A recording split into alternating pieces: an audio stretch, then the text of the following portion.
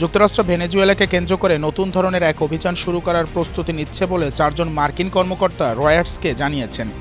Trump প্রশাসন Maduro সরকারের ওপর চাপ বাড়ানোর অংশ হিসেবে সামরিক ও গোপন অভিযান সহ বিভিন্ন বিকল্প বিবেচনা করছে। কর্মকর্তাদের 2 জন জানান, প্রথম ধাপে গোপন সামরিক তৎপরতা চালানো হতে পারে, যদিও সিদ্ধান্ত এখনও চূড়ান্ত নয়। সাম্প্রতিক সপ্তাহে ওয়াশিংটন কারাকাস সম্পর্ক দ্রুত অবনতি হয়েছে। যুক্তরাষ্ট্র দাবি করছে প্রেসিডেন্ট নিকোলা মাদুরো কার্টেল দে লস সোলেস নামের একটি চক্রের মাধ্যমে অবৈধ মাদক যুক্তরাষ্ট্রে পাঠাচ্ছেন এবং এর ফলে বহু আমেরিকান নাগরিক মারা যাচ্ছে। এ চক্রকে যুক্তরাষ্ট্র আগামী সোমবার বিদেশি সন্ত্রাসী সংগঠন হিসেবে তালিকাভুক্ত করার পরিকল্পনা করছে। আর এই তালিকাভুক্তি হলে ভেনেজুয়েলার অবকাঠামো ও মাদুরোর ব্যক্তিগত সম্পদে সামরিক হামলার পথ খুলে যাবে বলে হুঁশিয়ারি দিয়েছে ট্রাম্প প্রশাসন। অন্যদিকে মাদুরো এসব অভিযোগ অস্বীকার করে বলেছেন যুক্তরাষ্ট্র তাকে ক্ষমতাচ্যুত করতে চায় এবং ভেনেজুয়েলার জনগণ এমন চেষ্টা প্রতিহত করবে।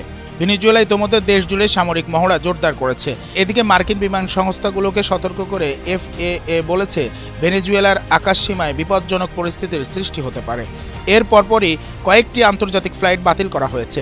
ক্যারিবীয় অঞ্চলে যুক্তরাষ্ট্রের যুদ্ধজাহাজ ও বিমানবাহী রণতরী মোতায়েন পরিস্থিতিকে আরও উত্তেজনাপূর্ণ করে তুলেছে।